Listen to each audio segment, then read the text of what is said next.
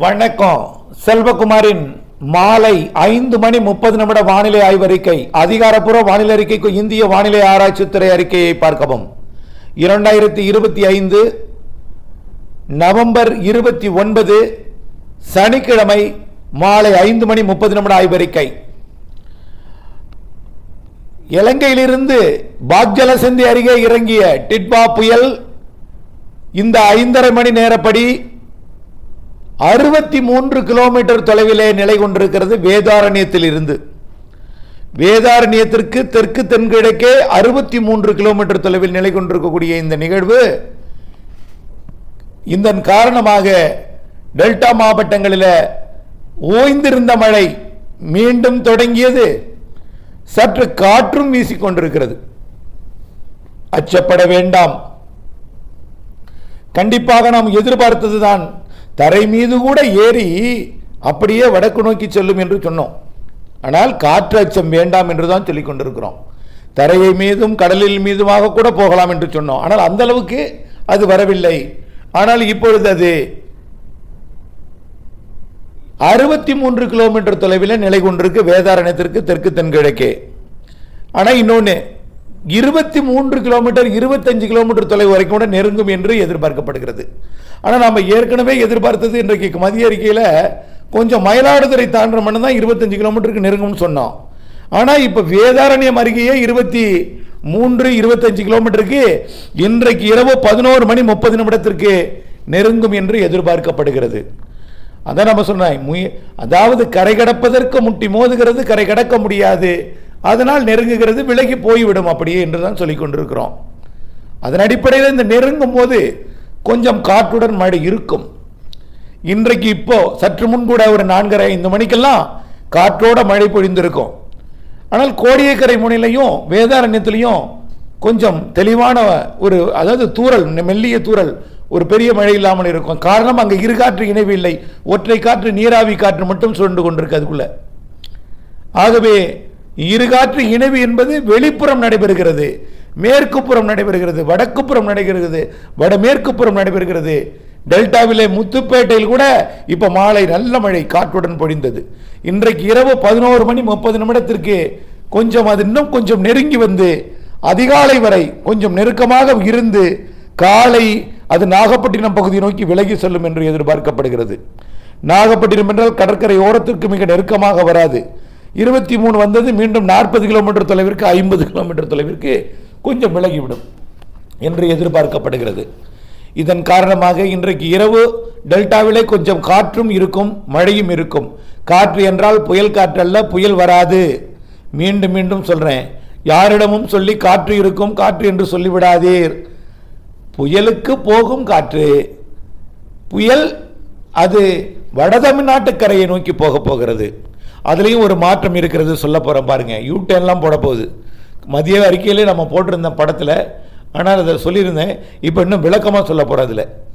ஆக டெல்டா மாவட்டங்களுக்கு இன்றைக்கு இரவில் இப்போ மாலை பெய்து கொண்டிருக்கக்கூடிய மழை இன்னும் கொஞ்சம் தீவிரமடையும். நள்ளிரவில் கொஞ்சம் காற்றும் இருக்கும், கவலைப்படாதீர். பிறகு அதிகாலையில் அந்த காற்று குறைந்துவிடும். அப்போ நாகப்பட்டினத்திற்கு கிழக்கே நாளை காலை சென்றுவிடும். வேதாரண்யத்திற்கு நெருக்கமாக வந்து பிறகு விலகி நாகப்பட்டினத்திற்கு கிழக்கே சென்றுவிடும். கிழக்கேன்னா 50 கிலோமீட்டர் தொலைவில், 40 கிலோமீட்டர் தொலைவில். 23 என்பது 20 கிலோமீட்டர் விலகி செல்லும் என்பதுதான் நம்முடைய ஆய்வறிக்கை. இப்போ சரி, இதனால என்ன ஆகும்? டெல்டாவில் நல்ல மழை பெய்யுமா? அடுத்தது பார்த்தீங்கன்னா எல்லா மாவட்டங்களுக்குமே மழை தாங்க இருக்கும். நாகப்பட்டினத்துக்கு அடுத்தபடியாக திருவாரூர்லையும் மழை இருக்கும், தஞ்சாவூரிலும் மழை இருக்கும், அரியலூரிலும் மழை இருக்கும். ஆனால் கடலோரம் அதிகமான மழை இருக்கும். மயிலாடுதுறை, காரைக்கால், நாகப்பட்டினம், கடலூர், புதுச்சேரி மற்றும் செங்கல்பட்டு, விழுப்புரம், செங்கல்பட்டு மற்றும் சென்னை, திருவள்ளூர் வரைக்கும் மழை இருக்கும் இன்றிலிருந்தே. ஆனால் சென்னைக்கும் திருவள்ளூருக்கும் விட்டு விட்டு மழை இருக்கும், அவ்வப்பொழுது இருக்கும். நாளை காலையிலிருந்து இன்றைக்கு இரவிலிருந்தே தொடர் தூறலாக மாறிவிடும். பிறகு தொடர்ச்சியான லேசான மழையாக மாறிவிடும் நாளைக்கெல்லாம் சென்னைக்கு. நாளை மதியத்துக்கு பிறகு சற்று கனமாக மாறும். நாளை மாலை இரவு கனமழை பொழிவு தொடர்ச்சியாக இருக்கும். நாளை மறுதினம் 1ஆம் தேதி டிசம்பர் 1 விலகும். எப்படி விலகும் பார்க்கணும்.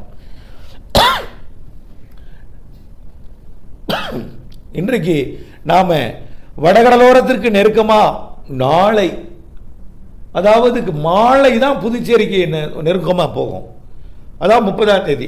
மரக்காணத்திற்கு நேர நாளை முன்னிரவு 30ஆம் தேதி ஞாயிற்றுக்கிழமை முன்னிரவு, 30ஆம் தேதி 30ஆம் தேதி நள்ளிரவு, டிசம்பர் 1 அதிகாலையில் கரையை கடக்காமலே சென்னையை ஒட்டியே தொட்டுட்டே போகும்.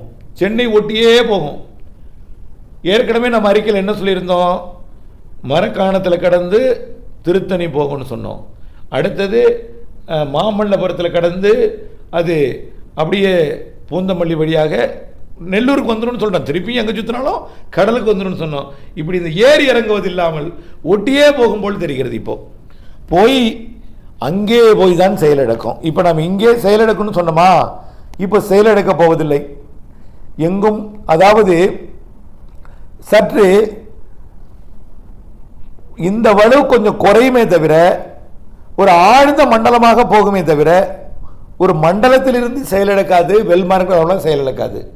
அது அப்படியே வடக்கு நோக்கி நகர்ந்து சென்னையை ஒட்டி டிசம்பர் 1ஆம் தேதி அதிகாலை இருந்து யூ-டர்ன் போனோம். இப்படி மேற்கிலிருந்து கிழக்கு பக்கம் போய் அப்படி படத்தில் வரும் பாருங்க, அது மாதிரி வந்துடும்.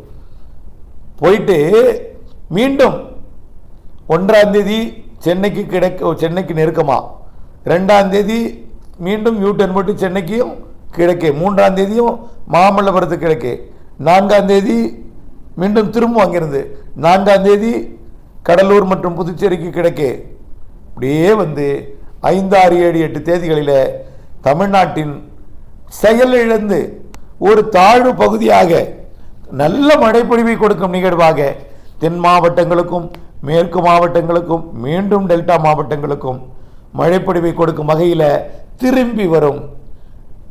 அதான் டிட்வா என்று சொன்னால் அது போயிட்டு வா என்று சொன்னது போல் திரும்பி வந்து விட்டது என்றுதான் நாம் சொல்ல வேண்டும்.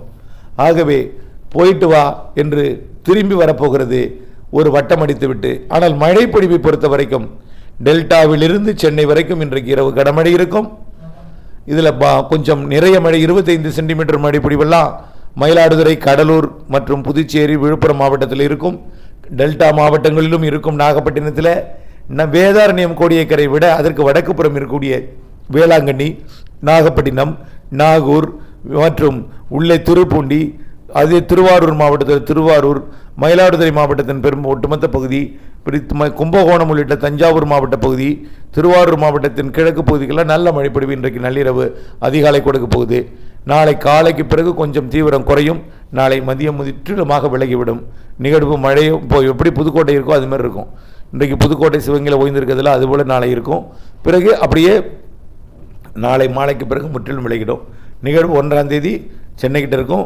அப்போ எங்கே மழை? நாளைக்கெல்லாம் எங்கே மழை? பகல்லாம் விலகி நாகப்பட்டினத்திற்கு வடக்கே, அது எங்கே இருக்கோ அதுக்கு வடக்கே, நாகப்பட்டினத்தில் போயிட்டுனா நாகப்பட்டினத்துக்கு வடக்கே. ஆனால் உள்ளேயும் வரும். இப்போது மயிலாடுதுறையில் நுழையிற காற்று தான் தஞ்சாவூருக்கு வரும். கடலூரில் நுழையிற காற்று தான் அங்கே இருக்கக்கூடிய மேகம் தான் கடலூரில் நுழைஞ்சு எங்கே வரும்? நேராக அரியலூருக்கு வரும். விழுப்புரத்தில் நுழைவு தான் நேராக எங்கே வரும்? உளுந்தூர்பேட்டைக்கு வரும். அப்படி வடகிழக்கிலிருந்து மேகம் உள்ளே வந்து உள்ளேயும் மழைப்பொழிவை கொடுக்கும். கடலோரம் மிக கனமழைப்பொழிவு இருக்கிறது. உள்ளே கனமழை இருக்குது. மேற்கே மிதமான சற்று கனமழை இருக்குது. மேற்கு கோடியிலையும் லேசான மிதமான மழை, லேசான மழை இருக்கும். மேற்கு கோடியிலையும் மேற்கு கர்நாடக எல்லையோரத்திலையும் மழை இருக்கும்.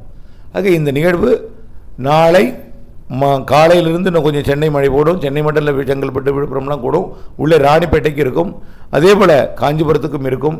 இப்படியே எல்லா வடகடலோர மாவட்டங்களுக்கும் நாளை காலையிலிருந்து தீவிரமடைஞ்சு படிப்படியாக நாளை மதியம் மாலையில் கனமழையாக இருக்கும்.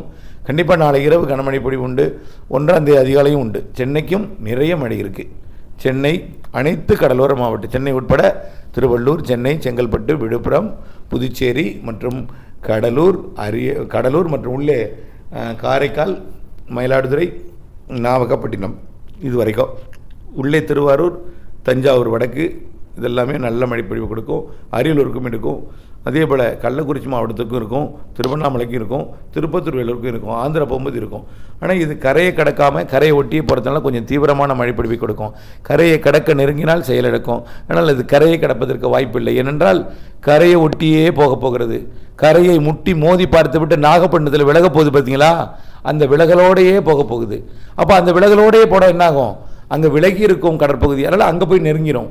இங்கே நெருங்கியே போனால் தான் கரை கிடக்கும், விலகி போனால் விலகியே போயினா அங்கே போனால் விலகி இருக்கக்கூடிய கடற்கரை சற்று கிழக்கு புறமாக விலகி இருக்கும், அதாவது விரிந்து இருக்கும். அங்கே போனால் அங்கே நெருக்கமாக போக ஆரம்பிச்சிடும். பிறகு அப்படியே யூ-டர்ன் போட்டு திரும்பிடும். நெல்லூரை தாண்டி போயிடாது, நெல்லூரோடையே திரும்பி மீண்டும் தமிழ்நாட்டின் கரைக்கே வந்து மீண்டும் 3ஆம் தேதியிலிருந்து 8ஆம் தேதி எதிர்பார்த்தோம் பார்த்தீங்களா மழையில், அந்த நிகழ்வு இதுவாக அமைய இருக்கிறது என்பதை நான் தெரியப்படுத்த விரும்புகிறேன். அப்போ இன்றைக்கு இரவு மீண்டும் ஒரு தலைப்புச் செய்தி. இன்றைக்கு இரவு டெல்டா மாவட்டங்களில் கொஞ்சம் காற்றும் இருக்கும், மழை இருக்கும், அச்சப்பட வேண்டாம். புயலுக்கு போகும் காற்று, புயல் வராது. புயல் வந்துவிட்டதோ என்று நீங்கள் நினைத்த அச்சமோ பீதியோ யாரும் சொல்லக்கூடாது. ஆகையினால் நினைக்காதீர், கவலைப்படாதீர், பீதி அடைய வேண்டாம். மழையும் இருக்கும். நாளை அதிகாலையிலிருந்து கொஞ்சம் கொஞ்சமாக குறைஞ்சி, காலையில் இன்னும் குறைஞ்சி, மதியத்தில் முற்றிலுமாக மழை நின்றுடன் டெல்டாவில் வடக்கே தொடர்ந்து கொண்டிருக்கும், தீவிரமடைந்து கொண்டிருக்கும், தீவிரமாக இருக்கும். இணைந்தே இருங்கள் அப்டேட்ஸுடன். நன்றி.